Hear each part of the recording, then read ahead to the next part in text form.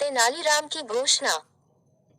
एक बार राजा कृष्णदेव राय से पुरोहित ने कहा, महाराज, हमें अपनी प्रजा के साथ सीधे जुड़ना चाहिए।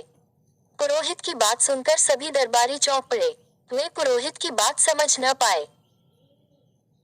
तब पुरोहित ने अपनी बात को समझाते हुए उन्हें बताया, दरबार में जो भी चर्चा होती है, हर सप्ताह उस चर्चा की प्रमुख बातें जनता तक पहुंचाई जाएं। प्रजा भी उन बातों को जाने। मंत्री ने कहा, महाराज, विचार तो वास्तव में बहुत उत्तम है। तेनालीराम जैसे अक्लमंद और चतुर व्यक्ति ही इस कार्य को सुचारू रूप से कर सकते हैं। साथ ही तेनालीराम पर दरबार की विशेष जिम्मेदारी भी नहीं है।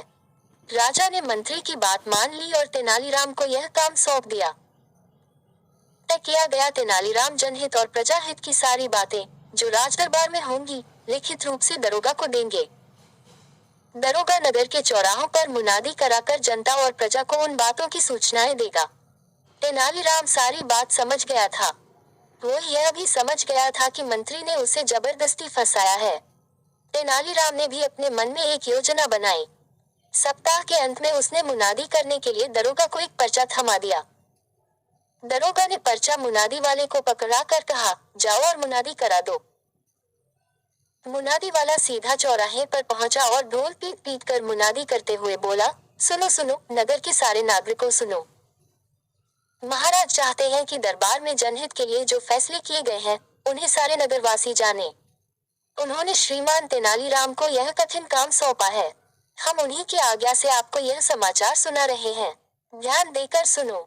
महाराज चाहते हैं कि प्रज्ञा और जनता के साथ पूरा न्याय हो, अपराधी को दंड मिले। इस मंगलवार को राज दरबार में इसी बात को लेकर काफी गंभीर चर्चा हुई। महाराज चाहते थे कि पुरानी न्याय व्यवस्था की अच्छी और साफ सुथरी बातें भी इस न्याय प्रणाली में शामिल की जाएं। इस विषय में उन्होंने पुरोहित जी से पौराणिक न्याय व्यवस्था के बारे में जानना चाहा, किंतु पुरोहित जी इस बारे में कुछ न बता सके, क्योंकि वह दरबार में बैठे ऊँघ रहे थे। उन्हें इस दशा में देखकर राजा कृष्णदेव राय को गुस्सा आ गया। उन्होंने भरे दरबार में पुरोहित जी को फटकारा। गुरुवार को सीमाओं की सुरक्षा पर राजदरबार में चर्चा हुई, किंतु सेनापति उपस्थित न थे। इस कारण सीमाओं की सुरक्षा की चर्चा आगे न हो सकी। राजा ने मंत्री को कड़े आदेश दिए हैं कि राजदरबार में सारे सभासद ठीक समय पर आएं। यह कहकर मुनादी वाले ने ढोल बजा दिया। इस प्रकार हर सप्ताह नगर में जगह जगह मुनादी होने लगी। हर मुनादी में तेनालीराम की चर्चा हर जगह होती थी। तेनालीराम की चर्चा की बात मंत्री, सेनापति और पुरोहित के कानों में भी पहुंची। वे तीनों बड़े चिंतित हो गए। कहने लगे, तेनालीराम ने सारी बाजी ही उलटकर रख दी।